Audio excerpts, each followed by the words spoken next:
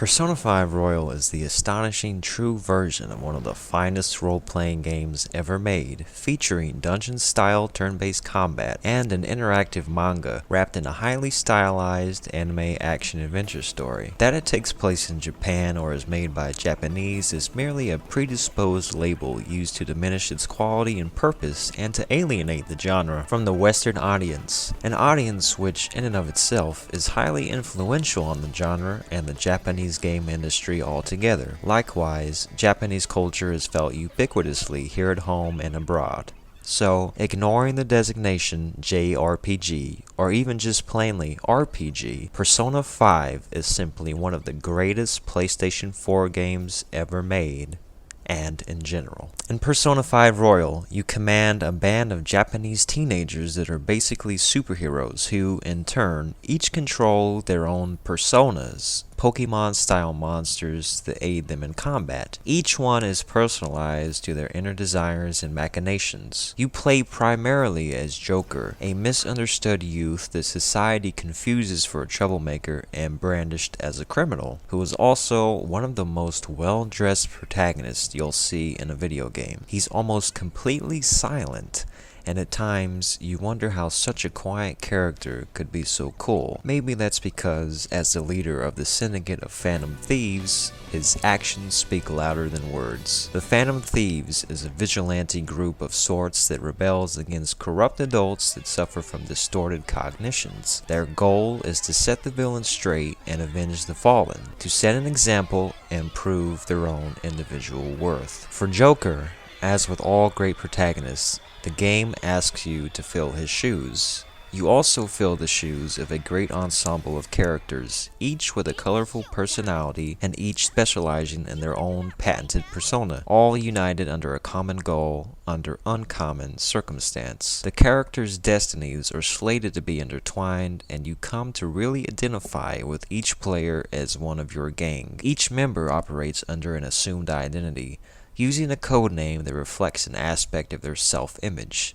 And interestingly, when transforming, rather than taking off the mask that shields their facade, they put one on as a symbol of their inner desires and machinations. Well, sometimes they literally rip off part of their face in order to birth their new one. Each character's persona is distinct, and while some abilities are universally shared and can be learned, each new persona feels tailor-made, showcasing some of the finest turn-based combat ever done. Every fight in Persona 5 feels unique and requires real strategy and thinking in the approach of how to expose the enemy's weaknesses and take full advantage of your party's turn. The sheer number of combinations possible through party member management allows for nuance in every single fight and enough variety for several playthroughs. Combat is about creating synergy with your party, and every battle permutation is strategic. There is no necessarily wrong choice or best choice, only whatever choice is best for you. Personas can be captured or created, strengthened and sacrificed, or time-stamped and registered to be traded in or bought back at a later time. You can truly catch them all,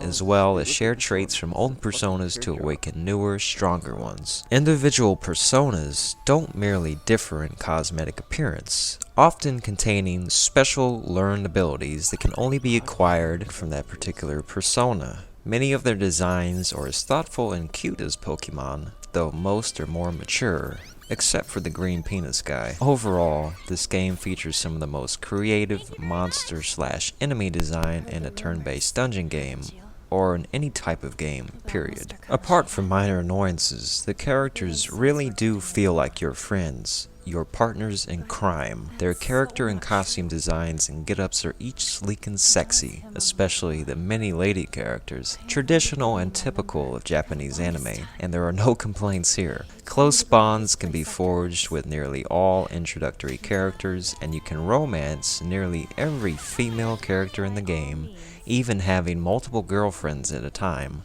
though you can humorously wind up in hot water if you're caught neglecting one for another. Did I mention you can bang your teacher?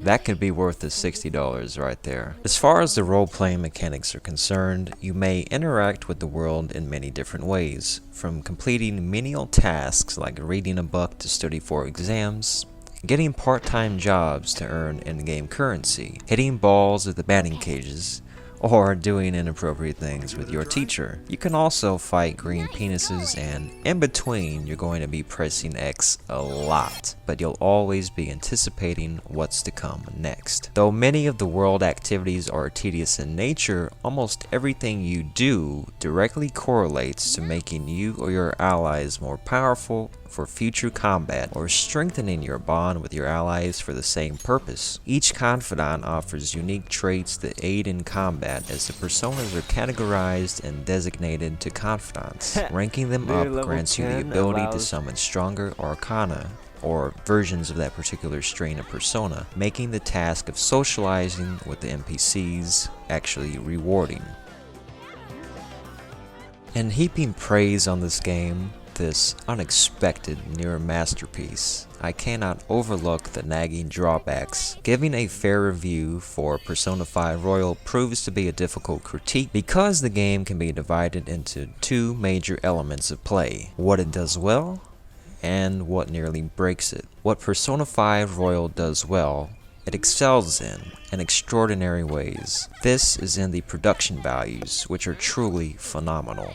The animation is first class, up there with the best anime films seen. The voice acting is punctuated by a real emotional understanding of the cultural meta and a certain self-referential awareness that this game is merely a great form of storytelling in action. Each character's story is involving, heartfelt, and serves the overall arc and theme of the game some justice. But where the game takes missteps is early and often, with an initial gameplay loop that can literally be described as a press X simulator, an unruly mechanic that makes playing feel like a chore. This isn't nitpicking, it creates a serious problem with the pacing. For example, in the beginning, your daily activities make you feel crunched for time, but the gameplay loop only becomes more tedious as you progress and run out of objectives to complete, stats to rank up, and confidants to hang out with. And the reality, you go from having to stay organized and having to micromanage your time each day to being in complete disarray,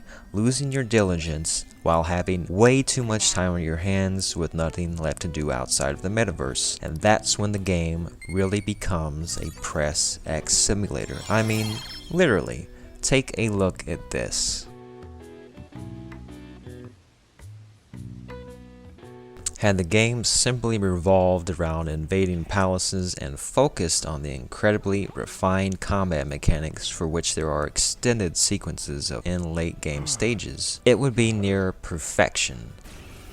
But it doesn't. Instead, the game wastes valuable time by having the real action occur only intermittently, and this is especially bad for New Game Plus. Another observation is that Persona 5 might be the first dialogue-driven video game ever made, and I don't think that's a good thing for a video game. There are long stretches of dialogue, some critical to the story, some purely expositional, that take up massive chunks of time, both in the game and in real life, and it is unavoidable, save, thankfully, for a sometimes vital fast forward option that also includes a more tolerant auto text feature. Having said that, the many thousands of script pages are honestly to be admired. Many hundreds of them are very well written, but for every well-written page, there is a page that is purely expositional or random rhetoric. Almost every character says or utters some ridiculous dialogue at some point that will make you cringe, but then there are the moments that something will happen that will make you laugh,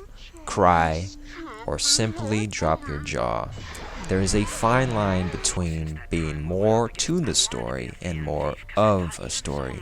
In other words, the difference between quantity and quality of a story. But in the end, luckily, the qualitative narrative balance scale is tipped in Persona 5's favor. This is an epic story about personal evolution and growth, and not merely good versus evil, but selfless self-actualization of the characters. There are convoluted moments, to be sure, interspersed with a reciprocation of self-satire. But then the story hits you with the plot twist, and you are forced to recall even the most minute details that actually bear weight on the progression. If there are any dull moments in Persona 5, the game is never too far away from further excellence.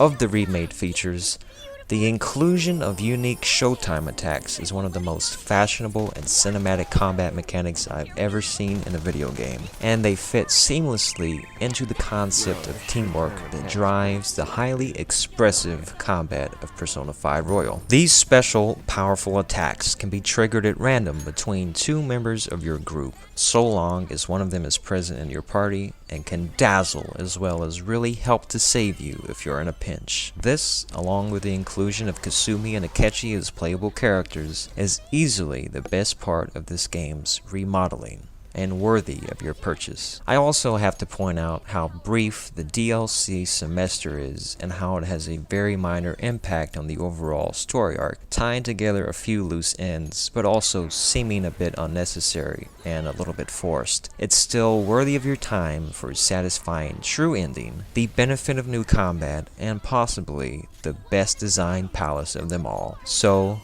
the game isn't perfect. It has issues. But you know what? Fuck all that. Then there are moments like this.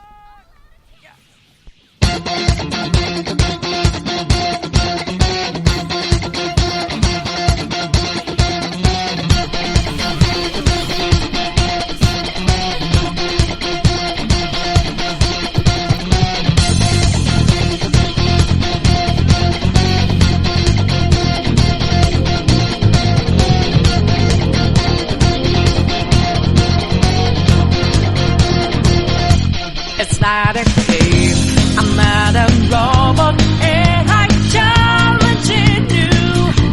I'm not a phantom, I'm in your face and I'm here to see it through. Right before your eyes, watch us multiply. Got the samurai, it's